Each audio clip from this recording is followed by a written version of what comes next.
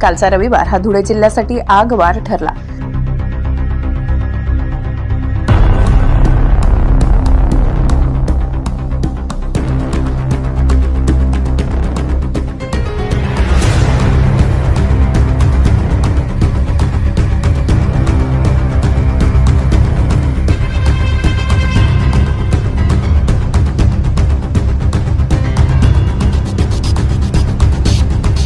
धुळ्याकडून शिरपूरकडे राज्य परिवहन महामंडळाच्या बसला अचानक आग लागली। या बसमध्ये 30 ते 35 प्रवासी होते। सदर घटना मुंबई-आग्रा महामार्गावरील गोराणे गावाजवळ घडली।